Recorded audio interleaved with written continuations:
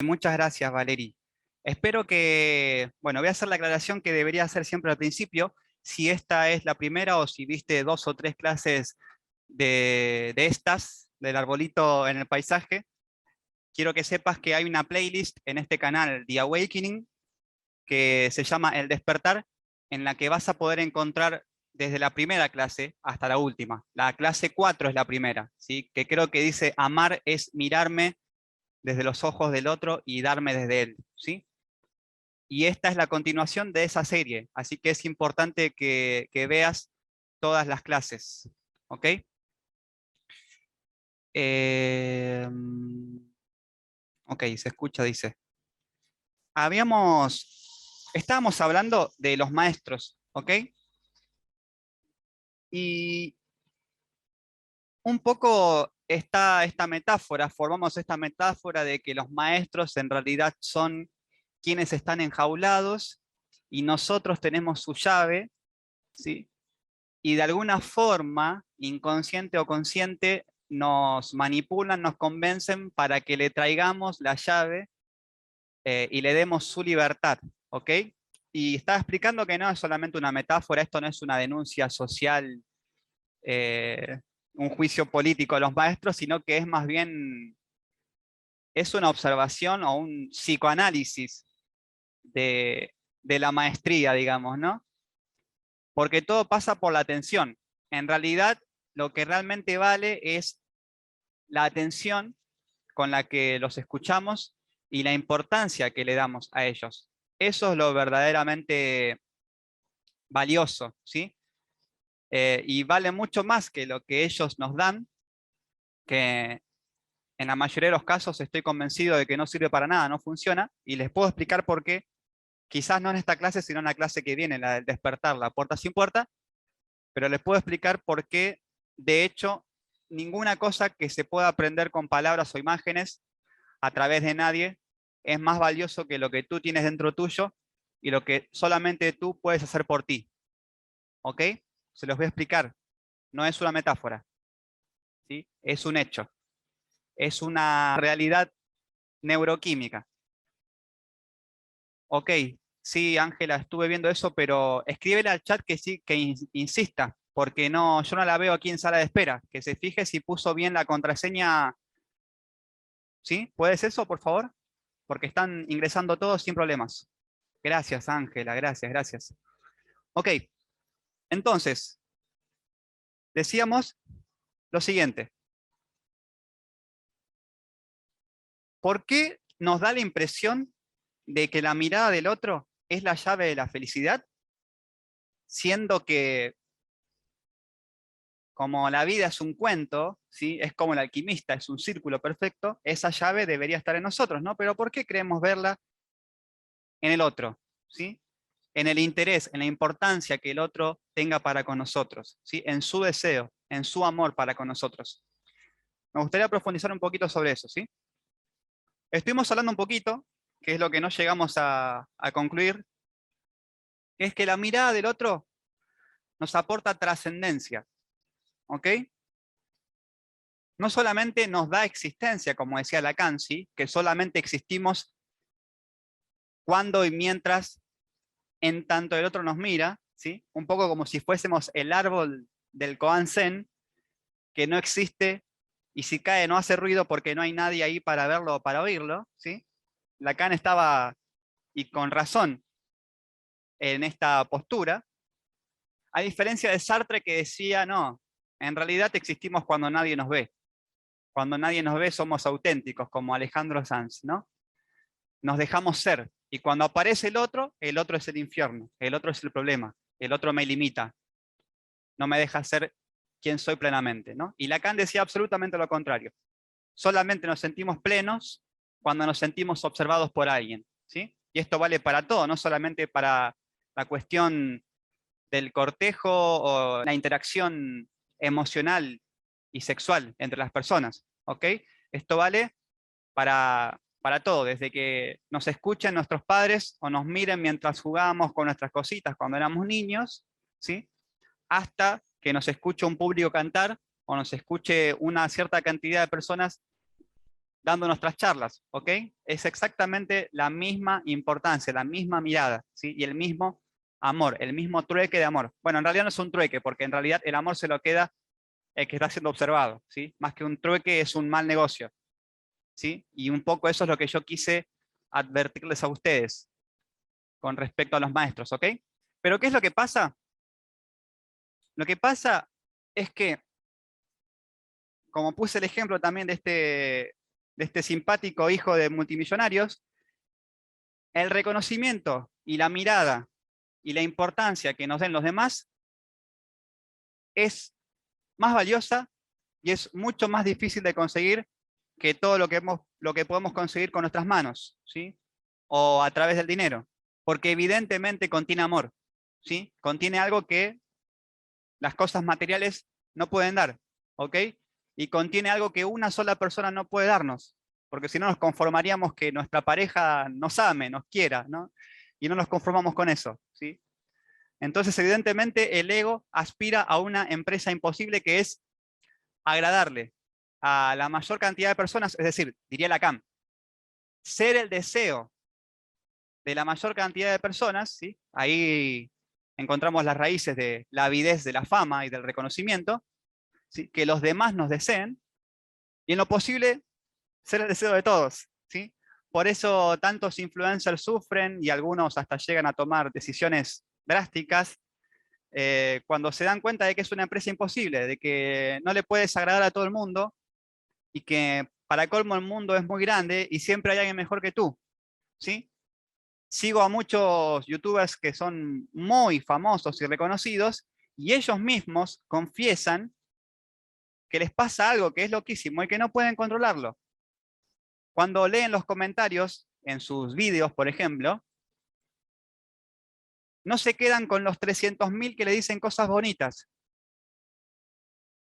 Se deprimen por esos dos que le dijeron que no estaba bueno lo que hacen. ¿Ok? Fíjense ustedes lo absurdo, ¿no? La estupidez detrás de, de esa significancia que le ponemos a lo insignificante, ¿no? Es como que no nos preocupa el que le gustemos a todo ese, sino es como que nos sentimos que si no le gustamos a esos dos, a esa minoría que no nos traga, es como que no le gustamos a nadie, ¿sí? No alcanzamos la plenitud de esta empresa imposible que queremos llevar a cabo, ¿ok? Pero a mí me preocupa otra cosa. Me preocupa que en realidad detrás de toda persona que intenta, y no está mal que se haga, porque todos lo tenemos que hacer en algún sentido en nuestras vidas, que intenta hacer algo para pasar a la historia, ¿sí? Para dejar su huella en la humanidad, hay una no aceptación de la transitoriedad de la vida. Hay una no aceptación de que somos insignificantes.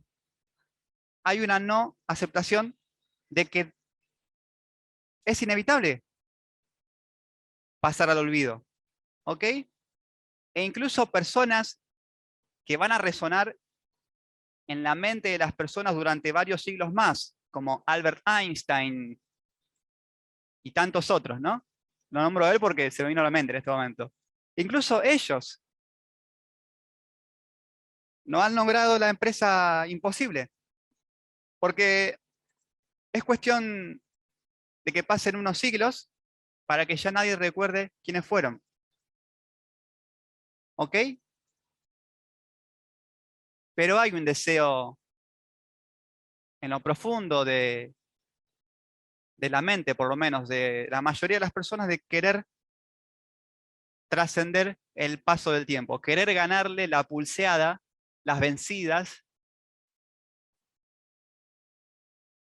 a ese que no le gana a nadie, ¿ok?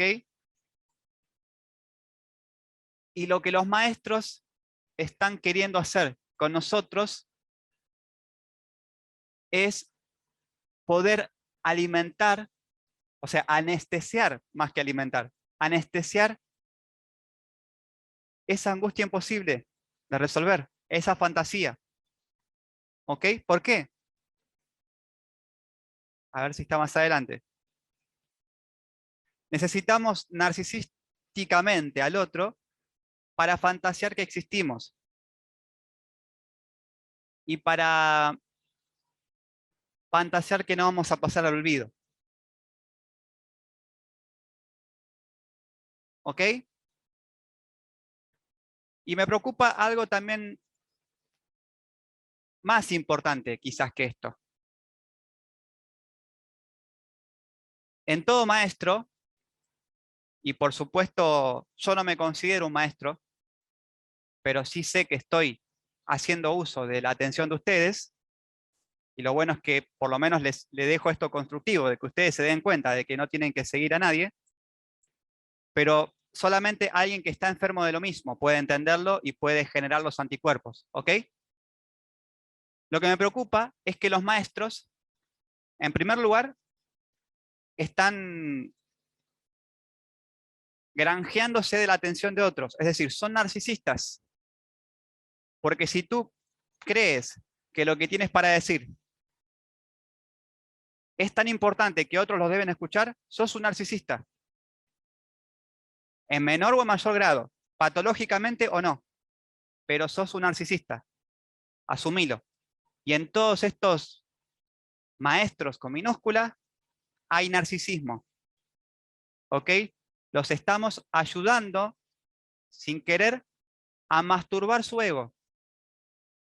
Les estamos confirmando lo que ellos sienten y creen inconscientemente o conscientemente, muchos de ellos, de que son superiores a nosotros, de que su vida es más importante que la nuestra y por eso debes prestarle atención. Lo mismo con los famosos, lo mismo con los rockstars, ¿sí? Con las estrellas de Hollywood, lo mismo con los influencers, con estos arquetipos de la era moderna. ¿Ok? Es exactamente el mismo circuito. ¿Sí? ¿Y qué es lo peor que puedes hacer? Precisamente lo que hacen muchos jóvenes de hoy, ¿no? Es seguir como si fuese un reality show la vida de otros, ya sea a través de Instagram, ya sea a través de Twitch, del stream de Twitch, es vivir la vida de otros, ¿ok? Porque te estás quitando ser a ti, te estás quitando atención y amor a ti, no estás aquí y ahora, ¿ok? Y los maestros, todos, incurren en el mismo fiasco, es exactamente lo mismo, ¿sí? Y para colmo, y disculpen que sea tan duro, ¿no? Pero es así. Lo que sucede con los maestros es que todo narcisista en realidad está sobrecompensando con ese complejo de superioridad, lo que en realidad es un complejo de inferioridad, ¿ok? Es decir, en realidad todo narcisista se siente inferior por algo que siente que le falta, por alguna carencia seguramente de atención y de amor en la infancia, como hemos visto en la clase anterior, y lo que hace es disimularlo, sobrecompensarlo, ¿sí? Es decir, poner un contrapeso del otro lado de la balanza, ¿sí? Con un exagerado sobreamor, en detrimento, por supuesto, de los demás. ¿Qué quiero decir con esto? Que no solamente le estamos dando nuestro dinero, le estamos regalando nuestra atención, nuestro tiempo, y le estamos mimando el malcriado ego, sino que además le estamos haciendo confirmar lo que cree que es superior a nosotros, y a la vez estamos malcriando y estamos dejando que se jacte de algo que me parece que no está bueno. Lo que sucede con los maestros es que son tan carenciados emocionalmente que les cuesta hacer lo que a cualquier persona sana balanceada le cuesta, como por ejemplo trabajar de otra cosa que no sea robarle la atención, el tiempo y el dinero a los demás. Y de intentar inculcarle sus ideas caprichosas sobre la vida y sobre la existencia. ¿Qué es lo que pasa con los maestros? Es que no sirven para otra cosa. Y no es eso, porque eso es triste, ¿sí? Hay un niño inválido en ellos. Pero lo que me preocupa es que lo que ellos piensan es que ellos están para hacer algo más importante que tú y que por eso debes pagarles.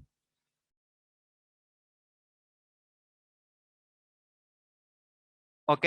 En vez de pensar, bien, soy un inválido, no puedo buscarme la vida de una forma más saludable y más normal, ¿no? O qué sé yo, tampoco tiene que ser mediocre. Si quieres, desarrolla una empresa y dale algo verdaderamente útil, una playera, un pantalón, una comida a la gente, ¿no?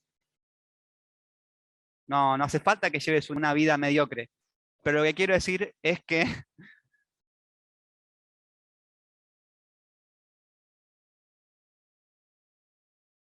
que los maestros lo que hacen es intentar convencerte y convencerse a ellos mismos de que el inválido eres tú y que lo que ellos tienen para dar es mucho más importante que lo que tú tienes para dar al mundo y que por eso tú debes pagarles a ellos y no ellos a ti y que por eso tienen más derecho de tener tu dinero. ¿Se comprende? Es como un, una artimaña en la que, como perciben su propia carencia y en realidad se dan cuenta de que ellos están perdiendo al ajedrez, como si fuesen unos ilusionistas, unos prestidigitadores, te distraen tu atención con ese saber supuesto que creemos que tienen y dan vuelta al tablero. Y cuando tú recobras la atención, te convences de que el que estaba perdiendo eras tú. ¿Se comprende? Esa es la jugada inconsciente o consciente que todos los maestros hacen con nosotros.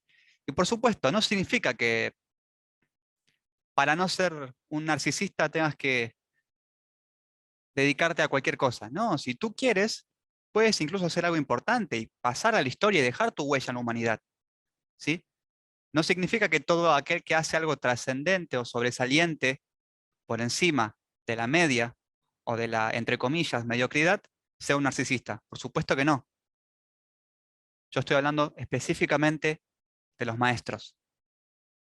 ¿Ok? Y con los maestros sucede algo que también nos sucede con los psicólogos, que es esto del saber supuesto que he mencionado. ¿Qué es el saber supuesto? El saber supuesto significa que cada vez que interactuamos con un maestro o, por ejemplo, con un psicólogo o con un profesional, un médico, pero específicamente sucede esto con los psicólogos y con los maestros y con las personas VIP, con las personas muy importantes, ¿sí? Famosos, estrellas de Hollywood y demás, es que incurrimos en el sesgo de autoridad. ¿Qué significa? Creemos inconscientemente que porque son famosos o tienen estatus o reconocimiento o lo que sea, o dinero, que son superiores a nosotros, que son distintos, ¿sí? Los endiosamos inconscientemente y hasta podemos permitirle las peores cosas, ¿sí? O naturalizar las peores cosas por el sencillo hecho de que son VIPs, ¿ok? Eso es el sesgo de autoridad, ¿ok? Y el saber supuesto es que, por supuesto, cuando nosotros nos acercamos a un psicólogo o a un maestro, vamos con el supuesto de que ellos tienen la solución de antemano a nuestros problemas. Si no, no nos acercaríamos a ellos. Si desde un principio creeríamos que no tienen la solución a nuestros problemas, ¿sí? Ya desde el principio hay un saber supuesto que proyectamos en el otro. ¿Se comprende? Y ese saber supuesto, ¿sí? Los psicoanalistas explican que para que se dé la cura psicoanalítica, la cura terapéutica, es necesaria. Es necesario esa asimetría, ¿sí? De que tú vayas como un inválido sin saber, sin el saber, con mayúscula, ¿sí? Como un alumno sin luz, sin sabiduría, que vayas con tu hueco, con tu duda, con tu conflicto, y que te acerques a una persona que tiene el saber supuesto, ¿sí? La sabiduría, la respuesta a tu pregunta, ¿sí? El parche de tu hueco. Porque de otra forma, si tú no confías, no te abres o no crees que el psicólogo te pueda ayudar, nunca te acercarías y, por supuesto, el psicólogo tampoco podría ayudarte, ¿sí? Y en nuestra relación con los maestros también sucede esa asimetría, ¿sí? También participamos inconscientemente de esa asimetría. Nosotros colaboramos con que esa asimetría se forme, esa asimetría se forme. Nosotros tenemos el 50% de la responsabilidad. Nosotros permitimos esa relación asimétrica, tóxica e injusta, ¿ok? Y le proyectamos un saber supuesto a una persona que sabe exactamente lo mismo que tú, que es igual de carente que tú y que está igual de desnudo y de provisto que tú ante la vastedad y la infinitud del misterio de la vida. ¿Se comprende? El maestro, al igual que el psicólogo, está en igualdad de condiciones. Está igual de desnudo que tú frente a la inmensidad de la vida. ¿Se comprende? Y nosotros somos los que le atribuimos un saber supuesto, ¿sí? Somos nosotros los que les hacemos creer y nos creemos nosotros también que tienen el significante, que ellos tienen la llave que abre nuestra puerta, ¿sí? Y en muchos casos, específicamente en el caso de los maestros espirituales, que tienen la llave que abre todas las puertas y que abre la puerta del despertar. Y eso no es cierto. El único que tiene la llave que abre todas tus puertas y el único que tiene la llave que abre la puerta de tu despertar, eres tú y solo tú.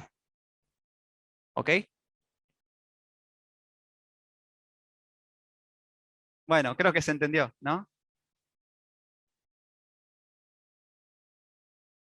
Creo que se entendió. ¿Qué narcisismo es el que me preocupa?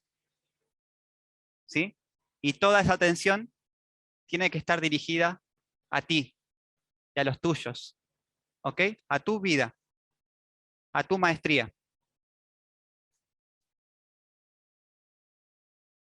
Ok, muchas gracias, Luna Luz. Qué bueno que se haya entendido. Les voy a explicar un poco cómo es esto que estaba diciendo, ¿no?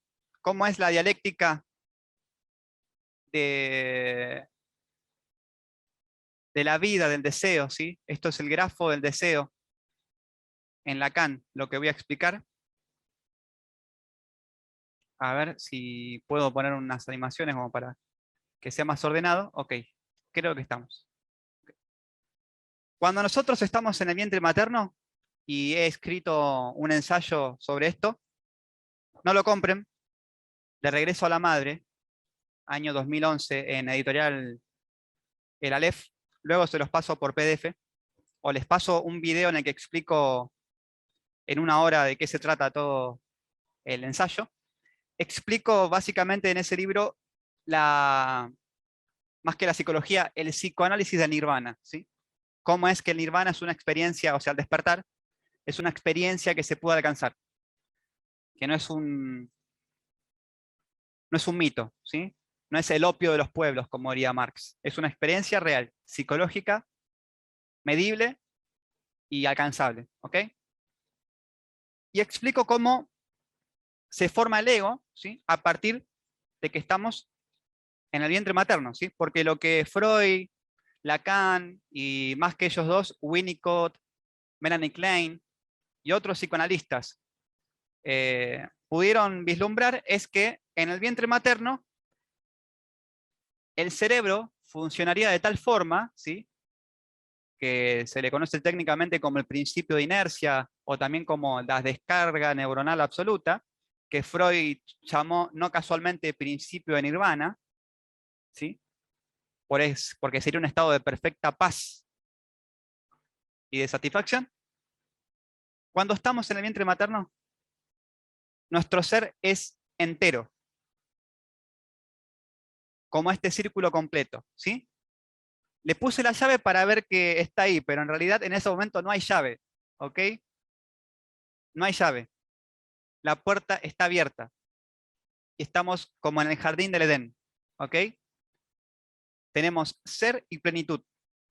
No necesitamos nada, no deseamos nada, porque todo lo que necesitamos está siendo inmediatamente satisfecho por el cordón umbilical y el deseo no existe en nosotros, porque recién empezamos a desear cuando succionamos por primera vez la leche materna y el pecho materno. Ahí comienza nuestro deseo. Ahí comenzamos a desear por primera vez algo externo a nosotros, el pecho materno, por supuesto, ¿no? Por una cuestión de supervivencia y por una cuestión de goce, porque lo necesitamos para vivir y además porque nos agrada, nos gusta, nos da placer, ¿ok? Pero antes del primer contacto con el pecho materno, ¿sí? Que Freud le llamó placer purificado a ese primer contacto hipotético, mítico, con el pecho materno, antes de eso no necesitábamos nada, no deseábamos nada, estábamos en el nirvana, ¿ok? En una especie de nirvana prenatal. Por eso le llamó principio de nirvana, ¿sí? Y podríamos interpretarlo nosotros, ahora para entender a qué voy, que teníamos la llave de la felicidad encastrada en nuestro corazón y abierta, ¿ok? O sea, éramos felices y completos. Pero luego nacemos, pasamos por el contacto con el pecho materno, comenzamos a desear, el pecho materno es nuestro primer objeto de deseo, dice Freud, ¿sí? Y de hecho dice que todos nos llevamos a la tumba el deseo inconsciente de volver a mamar el pecho materno, ¿sí? Eso lo dice en El malestar en la cultura, uno de sus últimos ensayos. E imaginen para mí qué tan lindo fue leer eso y saber que Freud coincidía conmigo, aunque en mi libro de Regreso a la Madre lo que yo digo es algo que es un poquito anterior. Yo digo que todos nos llevamos a la tumba, por así decirlo, ¿no? Parafraseando a Freud, que lo que todos deseamos en realidad, en el fondo, es volver al vientre materno. Por eso mi libro se llama De Regreso a la Madre. Todos nuestros deseos no son otra cosa que un desplazamiento de ese deseo originario, del deseo de volver al principio de nirvana freudiano, al despertar.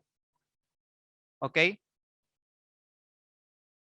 es lo que pasa cuando nacemos y cuando tenemos el primer contacto con el pecho materno y ya cuando empezamos a ingresar en el complejo de Edipo, en el que conocemos la ambigüedad de las emociones, el amor, el odio, la frustración, nos empiezan a reprimir, al final no se puede hacer todo lo que queremos en este mundo, ¿sí? Nos empiezan a reprender, empiezan a formar nuestro super yo, nuestra conciencia moral, y nos empiezan a reprimir nuestro ello, todos nuestros impulsos, para que en el balance encontremos nuestro yo de realidad definida, dice Freud.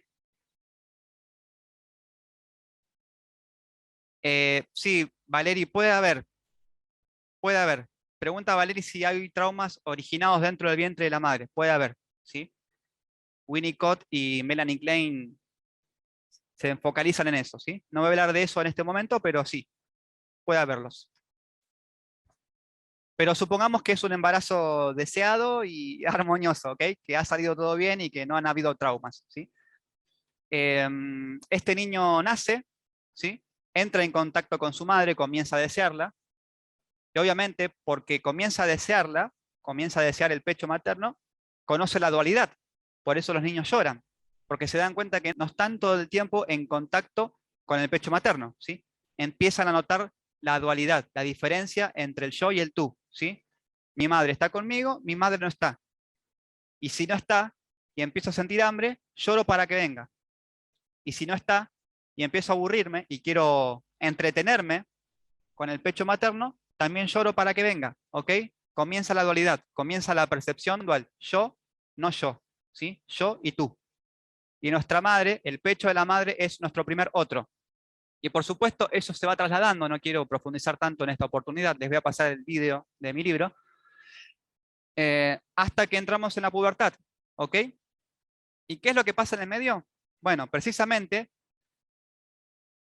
Lacan y Freud dicen que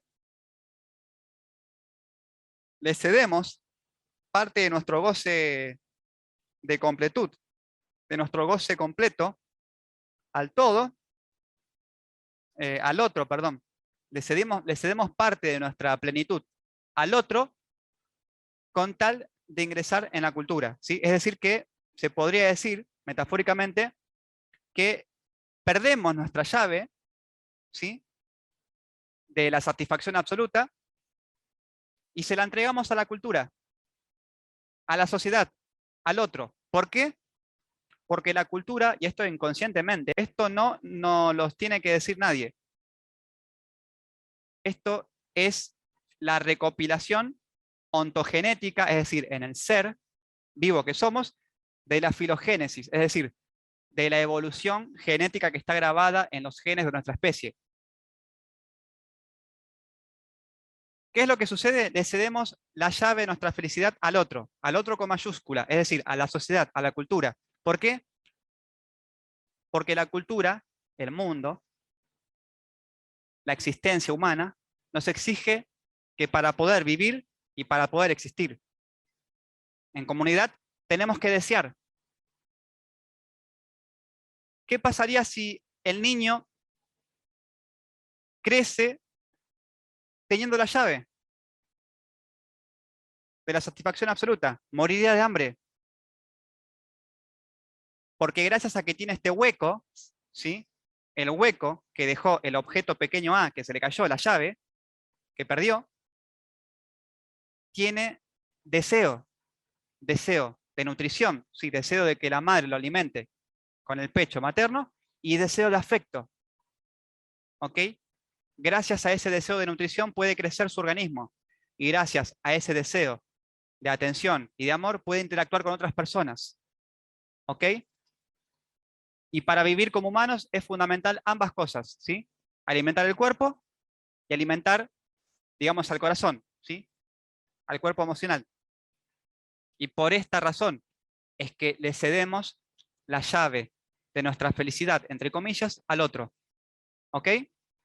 Y por supuesto lo que sucede ya cuando entramos en la pubertad, mucho antes también sucede, lo desplazamos al chupón, a las paletas, a los chupetines, decimos en Argentina, a los juguetes, a los amiguitos, ¿ok?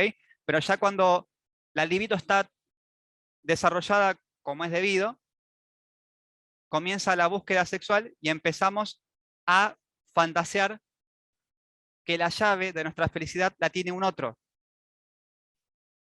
¿ok? Esto es inconsciente, pero sucede. Por supuesto, nadie la tiene, ¿ok? En realidad lo que tenemos es un hueco. Todos somos sujetos deseantes, ¿sí? Todos tenemos solamente una ranura donde va una llave, pero ninguno tiene la llave del otro. Pero cuando nos interesamos en otro y viceversa, cuando el otro se interesa, cuando un otro se interesa en nosotros, estamos tácitamente fantaseando, sigilosa e inconscientemente, que el otro tiene la llave de nosotros y que nosotros tenemos la llave del otro. ¿Ok? Por eso es que sentimos cierta completud en la intersubjetividad, ¿sí? Como decía Martin Buber, un filósofo judío. más o menos en línea con lo que decía Lacan. Martin Buber decía que encontramos a Dios en la intersubjetividad, es decir, que en el contacto del yo con el tú, ahí sentimos a Dios, no en otra situación, no en los objetos, no en el estatus. ¿Ok? Y es precisamente por esto, no porque el otro tenga la llave de nuestra felicidad, sino porque fantaseamos que en apariencia así es. Nos quedan 10 minutos. ¿Ok?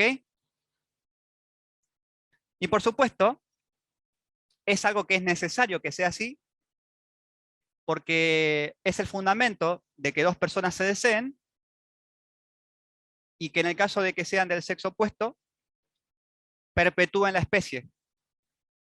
O sea que el verdadero propósito detrás de todo esto que tiene el inconsciente, que es cuasi animal, cuasi, no es animal, pero es cuasi animal, es que rodeos más, rodeos menos, terminemos reproduciéndonos.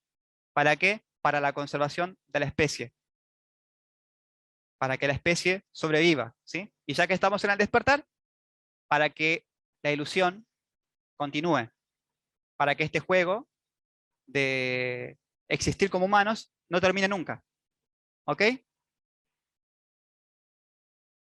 Pero por supuesto, como Lacan también decía, en realidad nadie tiene la llave de nadie, y es un juego un poco cómico, ¿no? Lacan decía, estar enamorado es querer darle algo que no tenés, o sea, esta llave, a alguien que no lo quiere recibir de vos. Y se refería al amor cuando no es correspondido, ¿no? Cuando uno sufre por amor, ¿no? Le querés dar algo que no tenés, ¿sí? Querés convencer a esa persona de que tenés la llave de su felicidad, y esa persona no la quiere de vos, ¿ok? Piensa que otra persona tiene la llave. Y por supuesto, nadie tiene la llave de nadie. Esto es lo que tenemos que entender, ¿ok? Y en todo caso, lo que vamos a aprender en el despertar es que esa llave la tienes tú, por supuesto, ¿ok? Que la llevas colgado en tu cuello como un colgante, así como el burro lleva atada la zanahoria, ¿ok? Así como el gato persigue su propia cola. Si seguimos juntos unas clases más, probablemente explique concretamente de qué se trata esta llave, ¿ok? Pero me interesaba que se comprenda esto, ¿sí?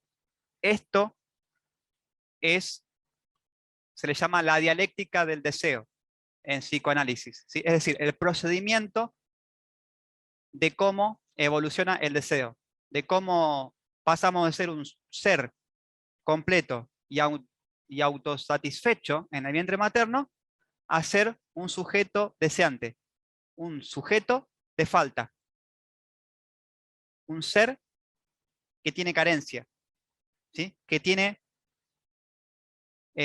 una cerradura, tiene una mirilla, no sé cómo se dice en Argentina le decimos cerradura, que tiene un hueco donde va una llave, ¿sí? Que abre una puerta, la puerta del goce absoluto, la puerta de la felicidad plena, pero que no tiene la llave, ¿ok? Y que jugamos a buscar esa llave en el otro. Y el otro es todo. El otro es los objetos de placer y de deseo, y el otro son las personas. Todo aquello que podamos conseguir o todo aquello a lo que podamos aspirar. Todo eso es el otro, con mayúscula. ¿Ok? Y así es la dialéctica del amor, ¿sí? La dialéctica de las relaciones humanas. Y lo que los maestros necesitan de nosotros es esa llave. ¿Ok? Y nosotros casi que se las prestamos con nuestra atención. ¿Ok? Y ya hemos explicado con una metáfora por qué esto es así. ¿Sí? En realidad ellos son aves enjauladas. que desde dentro de su jaula creen ver que tú estás encerrado y quieren ayudarte. Muchos de ellos lo hacen desde la compasión, pero en realidad su ayuda no te ayuda, porque tus problemas no son los problemas de él, no son los problemas existenciales de tu maestro. ¿Ok? Entonces ten cuidado, porque es probable que cuando vengas a prestarle tu llave, que es lo que terminan logrando con su manipulación consciente o inconsciente, puede que te quedes encerrado tú, en su jaula, y puede que estés ayudando a que ellos se sientan falsamente cada vez más libres, ¿sí? Porque quizás siguen estando encerrados, ¿sí? Hasta que no se den cuenta ellos también que ellos mismos tienen la llave de su felicidad, van a seguir encerrados. Pero mientras tanto se sienten demasiado bien, narcisísticamente y egoicamente, coleccionando todas las llaves de los demás. Porque alguna debería abrir su puerta, ¿no?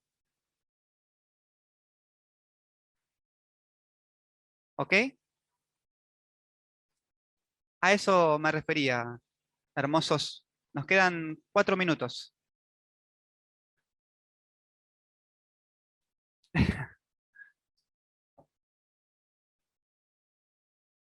La vida es tan irónica que si un día te enteras que tu abuelo te ha dejado, no sé, 80 kilos de onzas de oro en la bóveda de su banco como herencia, inmediatamente en el momento en el que te enteras de eso, van a empezar a aparecer vendedores de anillos de oro de imitación. Necesariamente tiene que ser así. Tienen que aparecer vendedores que quieran venderte lo que a ti te sobra y ya tienes, ¿sí? Y con todo el respeto hacia la cultura turca, pero son excelentes vendedores al igual que los judíos. Los maestros son vendedores turcos de lo que tienes de sobra. ¿Y qué es lo que pasa en el medio? Es que a ti te agarra amnesia.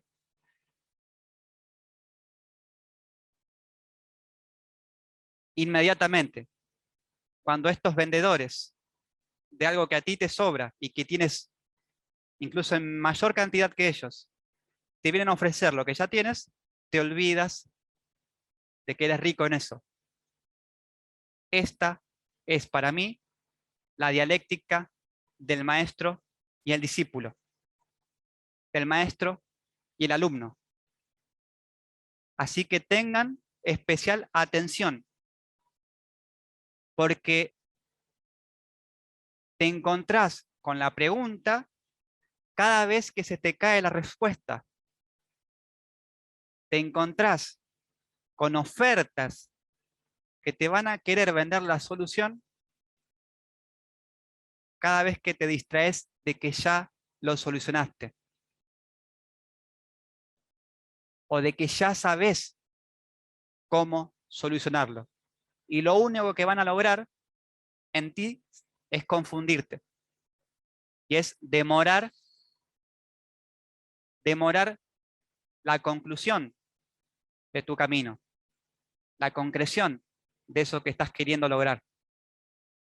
¿Ok?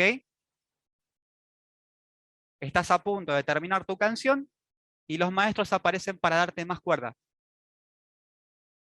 en este juego irónico que es la vida. ¿Ok?